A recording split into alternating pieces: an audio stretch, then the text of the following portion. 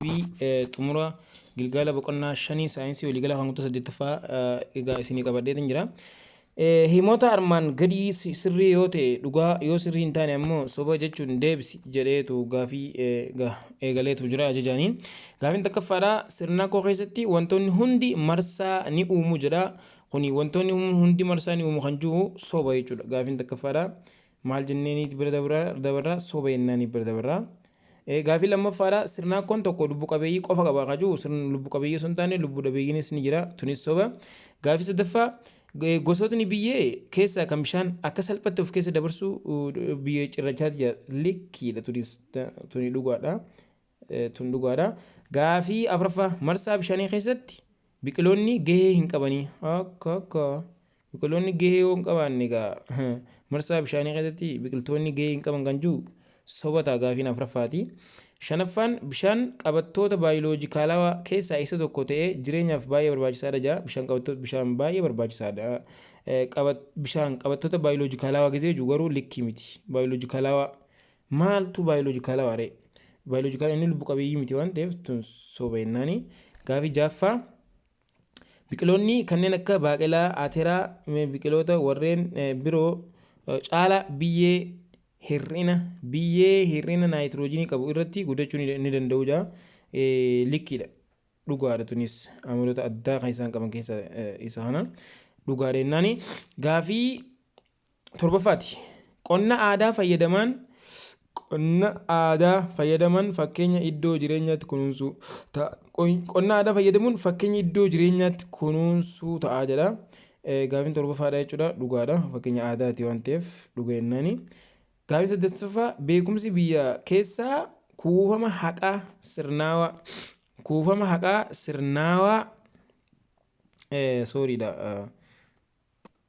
kuufamni biyya keessaa beekumsi biyya keessaa kuufama haqaa sirnaawaa waliigalaa yaada rimee fi amantii uummanni naannoo hawaasa isaa keessatti qofa qabuudha jaa kunilleen dhugaadha jechuudha. Kunis dhugaadha jennaani dhugaadha jechuudha. Gaafiin saddeettaffaas dhugaadha. Gaafiin saglaffaadhaa piraamiidiin anniisaa yeroo hunda boca dhaabbataa hin qabu jedha. Boca ni qaba lakkii. Yeroo hunda boca dhaabbataa hin qabu kan jiru soba jennaan. Soba.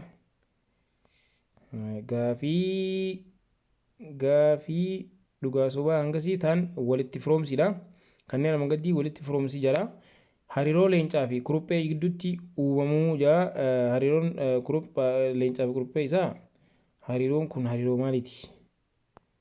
Leenci kuruphoo ni adamsu moo adamsu? Tokko miidhamaadha, tokko fayyadamaadha. Hariiroon akkanaa kuni predation jenniin. Predation.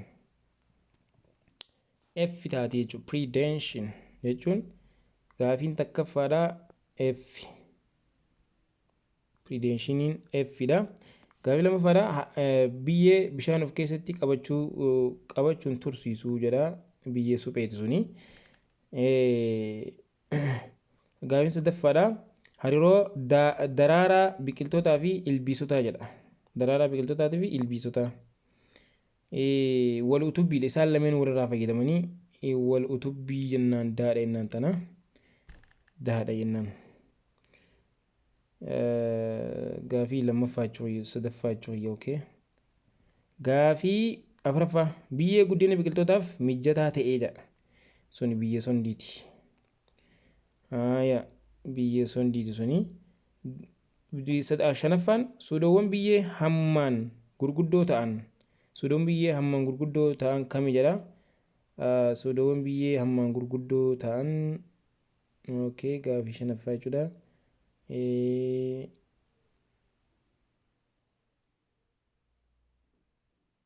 Biyyee cirrachaa hammaan gurguddoodha. Biyyee cirrachaa bishaanuu salphatti of keessa dabarsa waan ta'eef. Gaafii shanaffaan caala. Mala kunuunsa biyyee katee kamii jedha. Mala kunuunsa biyyee dalga qotuudha. Kunuunsa iddoo jireenyaatiin alaa jedha. Kunuunsa iddoo jireenyaatiin alaa kan jedhu mana borootti leenca guddisuudha.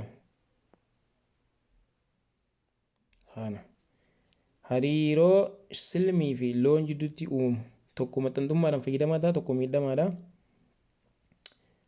Gaafii saddeettaffaa jechuudha. maxxantummaadha. Isiin ni maxxantii miila maxxantee jiraatti. Kanaaf deebisaan gaafii saddeettaffaadha eedha taati. Eedha jennaani heddumina lubbu qabeeyyii haa agarsiisu. Heddumina lubbu qabeeyyii haa gosaa fi baay'ina orgaanizimiitii. Heddumina lubbu qabeeyyii jechuudha kaadha jechuudha. Walitti firoomsiin keenya kana taha. Walitti firoomsiin keenya kana taha. Kurnaffaan ammoo gulantaa soorataa tokkoffaa qabu qopheessitoota. Qopheessitoota taa'uun akkana jechuudha.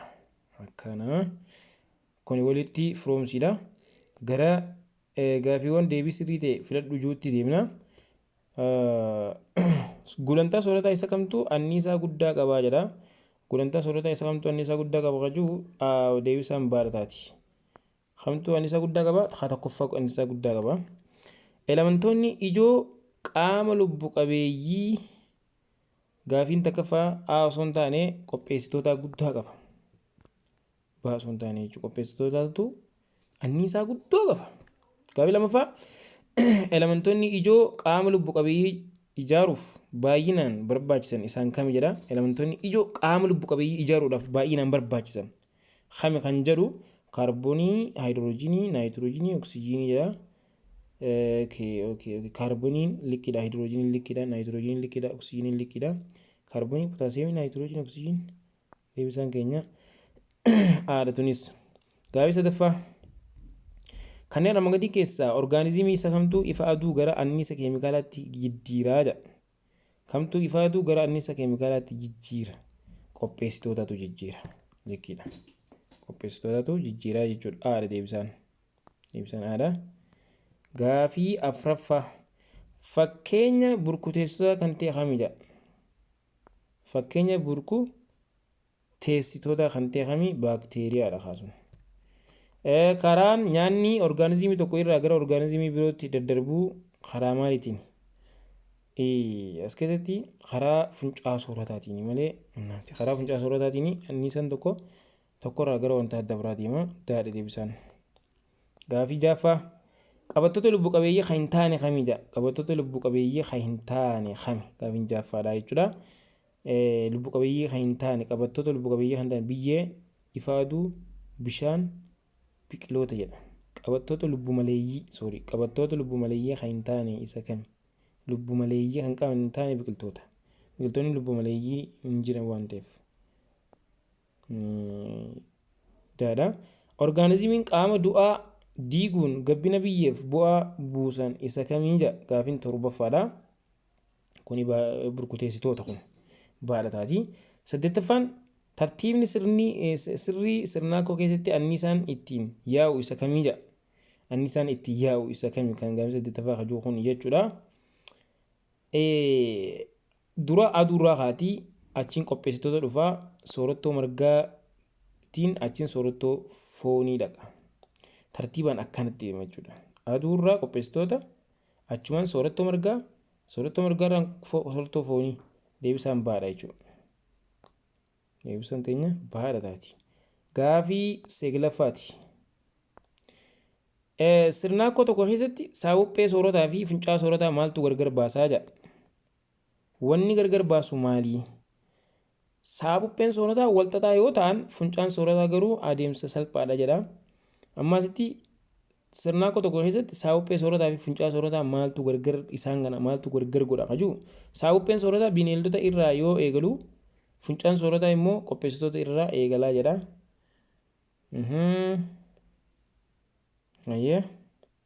Taakka saabupheen soorataa biqiltoota irraa hin eegalu jedha. Saabupheen soorataa biqiltoota irraa hin eegalu. Funcaan soorataa garuu biqiltoota irraa eegala. Saabupheen soorataa bineeldota irraa yoo eegalu hundaantu maal jedha? Saabupheen soorataa walxaxaa yoo ta'u funcaan soorataa garuu adeemsa salphaadha. Deebisaan daadha.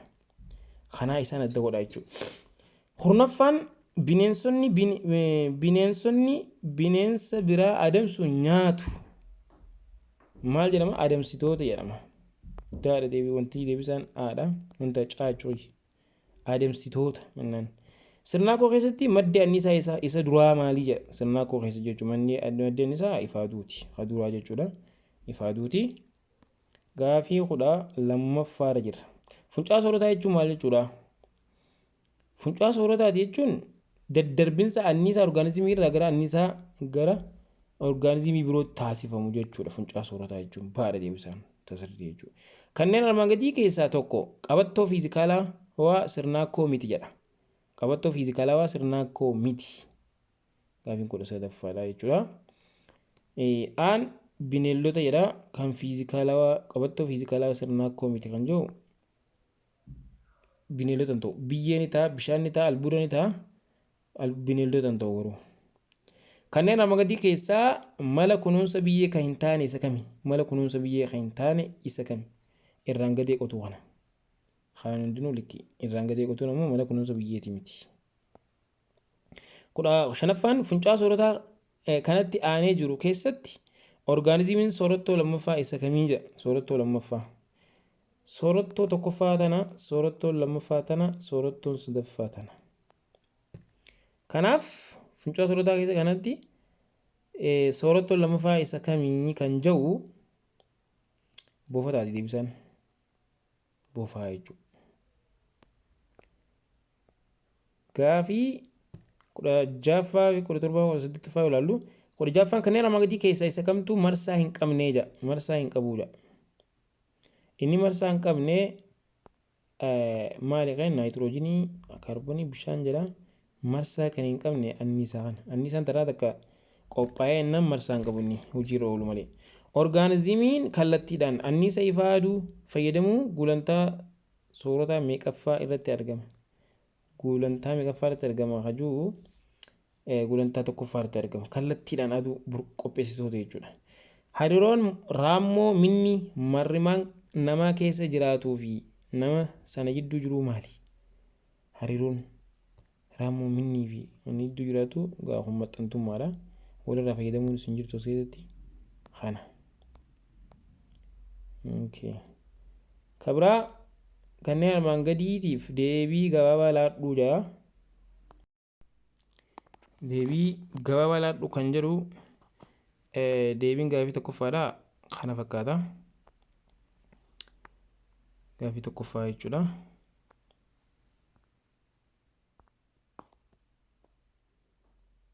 Gaafii tokkoffaadha. Akkasuma gaafii lammaffaanis kunoo kana. Gosootni dhiqama biyyee gurguddoo eenyu fa'aadha kan jirus kunoo kanneeni. Gosoota dhiqama biyyee jechuudha. Gaafiin 4ffaa, 5ffaa, 6ffaa, 7ffaa kana fakkaata. Tuni gaafiilee deebisee takka hanga 7ti. Deebiin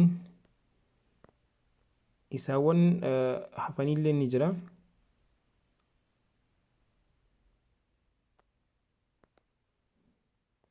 Deebiin gaafii 8ffaa kana gaafii 8ffaa jechuudha. Gabatee hamma gaazota ruqoolee qilleensaa karaa keessaa fi alaatiin garaagarummaa jiru harganamuu jira. Hammaan kun as keessatti nu ibseetu jira. Hammaan jechuun garaagarummaa isaatiin nu kaayetu jira gabatee kana keessatti jechuudha. Gaafii 9ffaa deebisaan sii kun kanuma gaafii 9ffaa jechuudha. Kana qabeenya uumamaa haaromfamuu hin dandeenye kanneen jedhamanis kun isaan kanneen jechuudha. Zayita boba'aa kana jechuudha. Kunniin deebii gilgaalichaa kan ibsiiti. Kun kan ibsiiti jechuudha. Akkasii qabattanii. Kanatti aanee yeroo biyya boqonnaa 6 isiniif eegallaa hagasitti fayyadamaadha. Irraa bu'aa buufadhaan isiniin jaa subscribe gochuu immoo like gochuus share gochuus hin dagatinaan isiniin jaa. Hordoftoonni kiyya kan iddoo adda addaa jirtan hedduu takka galatooma. Ganaa viidiyoo qabataman viidiyoonis isiniifin dhiyeessa blackboard irratti jechuudha. Inshallah hundaa rabbi nu mijeessu bakka jirtanitti du'aa godhaa isiniin jechaa naa jiraadha. Dagaagaa soomana irraa warra milkaa'ee rabbi isin haa taasisu. Assalaamu alaykum warahmatullahi wabarakatuh.